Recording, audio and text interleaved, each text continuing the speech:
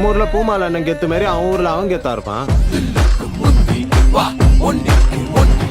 நம்மால் வந்து guest player, இவன் திறமையை நம்பி எந்த டீம் கூப்பிடுதோ அந்த டீமுக்காக விளையாடுவாப்ல. Hello US, welcome to Thilak talks. ஒரு நல்ல சினிமா நம்மளை சிரிக்க வைக்கணும், இல்லை சிந்திக்க வைக்கணும், இல்லை வியக்கவாச்சும் வைக்கணும். இந்த வார திரை விமர்சனத்தில் பார்க்க போகிற லப்பர் பந்து படம் நம்மளை சிரிக்க வச்சதா, சிந்திக்க வச்சதா, இல்லை வியக்க வச்சதான்னு தான் இந்த திரை விமர்சனத்தில் பார்க்க போகிறோம். லப்பர் பந்து இந்த படத்தோட கதையை ஷார்ட்டாக ஸ்பாய்லர் இல்லாமல் சொல்லணும் அப்படின்னா, நம்ம அட்டகத்தி தினேஷ் வந்து ஒரு பெரிய கிரிக்கெட்டராக இருக்கார் அவர் ஊரில். அண்ட் ரப்பர் பாலில் தான் விளையாடிட்டு இருப்பாங்க அவங்க ஊரில். அவங்க ஊருக்கே அவர் தான் வந்து பயங்கர கெத்தான ஒரு பிளேயரு. அவரோட டிஷர்ட்டில் கூட பார்த்தீங்கன்னா கெத்துன்னு தான் போட்டுட்ருப்பாரு. அவர் கல்யாணம் ஆனதுலேருந்து அவர் பொண்ணுக்கே கல்யாணம் ஆகுற வரைக்கும் ஒரு 20 வருஷமாக அவங்க ஊரில் வந்து ஒரு பெரிய பிளேயராக இருக்கிறாரு அண்ட் கெத்தாக இருக்காரு. இவருக்கு ஆப்போசிட்டில் பார்த்தீங்கன்னா நம்ம ஹரிஷ் கல்யாண் ஹீரோ. அவர் பார்த்தீங்கன்னா அவரும் ஒரு நல்ல ஒரு கிரிக்கெட்டர். அவருக்கு வந்து ஒரு ஸ்பெசிஃபிக் டீம்லாம் கிடையாது. அவர் எந்த டீம் கூப்பிட்டாலும் போய் கெஸ்ட் பிளேயராக விளையாடிட்டு காசை வாங்கிட்டு வர மாதிரியான அவரும் ஒரு நல்ல கிரிக்கெட்டர்.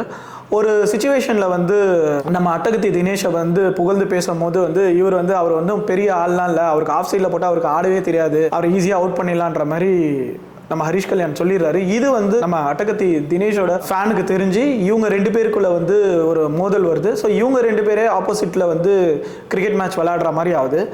இந்த மேட்ச் ஆரம்பித்ததுக்கு அப்புறம் தான் தெரிய வருது நம்ம ஹரிஷ் கல்யாணுக்கு அவர் லவ் பண்ணுற பொண்ணோட அப்பா தான் வந்து நம்ம அட்டகத்தி தினேஷ்ன்ட்டு.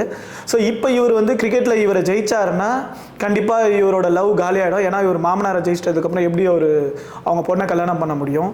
இல்லை இவர் பொண்ணை கல்யாணம் பண்ணணும்னா இவர் கிரிக்கெட்டில் தோத்தாகணும், அது அவரால் முடியாது. ஏற்கனவே அவர் கெத்து கிடையாது, ஹரிஷ் கல்யாண் ஈஸியாக அவர் அவுட் பண்ணிடுன்ற மாதிரி தான் கெத்துன்ற மாதிரி அவர் வாய விட்டார். இப்போ இந்த 2 சுச்சுவேஷனாக அவர் எப்படி ஹேண்டில் பண்ண போகிறாருன்றது தான் இந்த படத்தோட மொத்த கதை. இந்த படத்தோட பெஸ்ட் சீன்ஸ் பார்த்தீங்கன்னா, ஒரு சீனில் வந்து ஹீரோ வந்து ஒரு புது டீம் கிரியேட் பண்ணுவார். டீமில் ஆள் இல்லாமல் வந்து நம்ம காளி வெங்கட்டோட பொண்ணை வந்து கிரிக்கெட் டீமில் சேர்ப்பாங்க. ஸோ அதை பார்த்தீங்கன்னா அவரோட ஃப்ரெண்டே வந்து கேட்பாரு, ஏன் வந்து ஒரு பொண்ணெல்லாம் நம்ம டீமில் சேர்க்கணும் அப்படின்ற மாதிரி கேட்பாரு. அதுக்கு அவர் சொல்லுவார், முன்னாடி வந்து நம்ம சண்டை போட்டோம்ல, அவங்க வந்து நம்மளை சேர்க்கலன்னும் போது அது வந்து பார்த்தீங்கன்னா அவங்க வந்து கேஸ்டோட பவரை காமிச்சாங்க, அதனால தான் நம்ம சண்டை போட்டோம் அப்படின்ட்டு. அப்போ நீ ஆம்பளையோட பவரை காட்டுறியா அப்படின்ற மாதிரி ஹரிஷ் கல்யாண் சொல்லியிருப்பாரு. அதாவது பொண்ணை வந்து நம்ம ஒரு மேட்ச்சில் சேர்த்துக்காமல் இருந்தோம்னா அந்த மாதிரி தப்பாக கன்வே ஆகுதுல்ல, அதை ரொம்ப அழகாக சொல்லியிருப்பாரு. ஸோ அது ஒரு பெஸ்ட் சீன் அது இந்த படத்தில். அதுக்கப்புறம் பார்த்தீங்கன்னா வந்து ஹஸ்பண்ட் அண்ட் ஒய்ஃப் ரிலேஷன்ஷிப்பை கூட இந்த படத்தில் வந்து ரொம்ப அழகாக காமிச்சிருப்பாங்க. நம்ம அட்டகத்தி தினேஷும் அவங்க ஒய்ஃபோட ரொமான்ஸ் அண்ட் அவங்க ஒய்ஃப் வந்து எவ்வளோ கஷ்டப்படுறாங்க. இவர் வந்து ஒரு பெயிண்டராக இருக்காரு, சரியாக வேலை பண்ணாமல் எப்போ பார்த்தாலும் கிரிக்கெட் விளையாட போயிடுவார். ஸோ ஒரு ஸ்டேஜில் வந்து அவங்க ஒய்ஃப் வந்து இவரை விட்டு வந்துடுறாரு. வந்துட்டதுக்கு அப்புறம் வந்து நம்ம அட்டகத்தி தினேஷ் வந்து அவங்க ஒய்ஃபோட சாரியெல்லாம் வச்சு தான் படுத்து தூங்குவார். அவங்க மாமியார் வந்து பார்த்துன்னா என்ன சொல்லுவாங்கன்னா, ஒரு சீனில் வந்து இந்த மாதிரி என் பையனை நான் 20 வருஷமாக வளர்த்தது பெரிய விஷயம் இல்லை, அதுக்கப்புறம் அவனை 23 வருஷமாக கல்யாணம் பண்ணி நீ தான் வளர்த்துருக்க, அண்ட் அவனை மட்டும் வளர்க்கல என்னையுமே நீ தான் வளர்த்துருக்க அப்படின்ற மாதிரி சொல்லுவாங்க. ஸோ அதெல்லாம் பார்த்தீங்கன்னா ஒரு ஒய்ஃபோட இம்பார்ட்டன்ஸ், ஒரு ஒய்ஃப் வந்து ஒரு ஃபேமிலியே எப்படி வந்து தாங்கி பிடிக்கிறாங்க, ஒரு பெண்ணாக இருக்கட்டும், அவங்க குழந்தையாக இருக்கட்டும், ஹஸ்பண்டாக இருக்கட்டும், அவங்க மாமியாரையே வந்து அவங்க எப்படி தாங்கி பிடிக்கிறாங்கன்றதெல்லாம் வந்து ரொம்ப அழகாக வந்து ஒரு ஃபேமிலி சென்டிமெண்ட்டும் சேர்த்து ஒரு ஸ்போர்ட்ஸு, ஒரு காமெடி, ஒரு emotions, family sentiment, husband and wife relationship, இந்த மாதிரி ஏகப்பட்ட விஷயத்தை வந்து இந்த படத்தில் ரொம்ப அழகாக சொல்லியிருக்கிறதுனாலே இந்த படம் வந்து பயங்கரமாக வந்து தேட்டரில் கொண்டாடுறாங்க இந்த படத்தை. இன்னொரு பெஸ்ட் சீன் கூட பார்த்தீங்கன்னா வந்து நம்ம இந்த படத்தில் வந்து நம்ம காளி வெங்கட்ட வந்து கிரிக்கெட் டீம் கேப்டனாக இருந்தாலும் அவரை மதிக்கவே மாட்டாங்க, அவரை வந்து ஒரு ஒப்புச்சவா மாதிரி தான் பார்ப்பாங்க. ஸோ அவரும் ஒரு ஸ்டேஜில் வந்து அவர் பொண்ணு வந்து மேட்ச் விளையாடுவாங்க, அவரோட பொண்ணு வந்து பயங்கரமாக மேட்ச் விளையாடுவாங்க. கடைசியில் அவருமே பயங்கரமாக கிரிக்கெட் விளையாடுற மாதிரி காமிச்சிருப்பாங்க.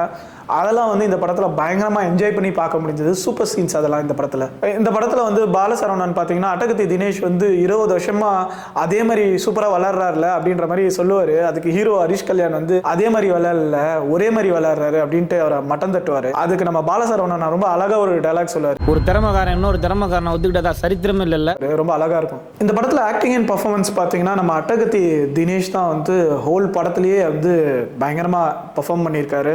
ஈவன் ஹரிஷ் கல்யாணும் நல்லா தான் பண்ணியிருக்காரு, ஆனால் அவரோட ரோல் வந்து சட்டிலாக தான் இருக்குது. நம்ம தேட்டர்லேயே பார்த்தீங்கன்னா நம்ம அட்டகத்தி தினேஷ் வர்றதை தான் வந்து பயங்கர அப்ளாஸ்லாம் காமிக்கிறாங்க. அவர் வந்து சின்ன வயசுலேருந்து கிரிக்கெட் விளையாடுற மாதிரி காமிக்கிறாங்க. 20 வயசு ஆயும் தாடிலாம் வச்சுக்கிட்டு பெருசாக லுங்கி கட்டிட்டு தான் வந்து விளையாடுறாரு. ஆனால் ரொம்ப அழகாக பயங்கரமாக இருக்குது அவரோட பர்ஃபார்மன்ஸ் ஆக்டிங்கில் பார்த்தீங்கன்னா. அதே மாதிரி அவரோட ஒய்ஃபோட லவ் சீன்ஸ், அவர் ஒய்ஃப் கிட்ட ஃபோன் பேசிட்டு ஐ லவ் யூன்னு சொல்கிறது, ஒய்ஃபை ஏமாத்துறது, அதெல்லாம் வந்து ரொம்ப அழகாகவே பண்ணியிருக்காங்க. அட்டகத்தி தினேஷ் வந்து இந்த படத்தில் வந்து வேற லெவலில் பண்ணியிருக்காரு. அண்ட் அதுக்கப்புறம் பார்த்தீங்கன்னா ஹீரோயினோட அம்மாவை நடிச்சிருக்கவங்களும் பார்த்தீங்கன்னா அவங்களும் வந்து ரொம்ப சூப்பராகவே பர்ஃபார்ம் பண்ணியிருக்காங்க. அட்டகத்தி தினேஷ்க்கு ஒய்ஃபாக வராங்க. பாலசரவணனும் இன்னொருத்தரும் அவங்களோட இன்ட்ராக்ஷன்ஸ் தான் வந்து இந்த படத்தோட மெயினே. இந்த படம் ஃபுல்லாகவே வந்து பாலசரவணன் அண்ட் நம்ம அட்டகத்தி தினேஷோட ஃபேனாக ஒருத்தர் இருக்காரு. அவங்க 2 பேருக்குள்ளே இருக்கிற மோதல்ல வர இன்ட்ராக்ஷன்ஸ் தான் வந்து ரொம்ப சூப்பராகவே இருக்குது. படத்தையே வந்து பயங்கர இன்ட்ரெஸ்டிங்காக காமெடியாக எடுத்துகிட்டு போகுது. ஸோ அவங்க 2 பேரோட பர்ஃபார்மன்ஸ் வந்து வேற லெவலில் இருக்குது இந்த படத்தில். இந்த படம் பார்த்தீங்கன்னா வந்து ஒரு 2.5 மணி நேரம் படம். ஃபர்ஸ்ட் இன்டர்வல் பிளாக்லேயே பார்த்தீங்கன்னா படம் முடிஞ்சிச்சுன்ற மாதிரி எல்லாம் பார்த்துட்டோம். அதுக்கப்புறம் பார்த்தா தான் படமே ஆரம்பிக்குதுன்ற மாதிரி இருக்குது. படம் ஒரு லென்த்தியான படம் தான், பட் ஸ்டில் வந்து எங்கேயுமே அந்த ஒரு லேகே வந்து தெரியல.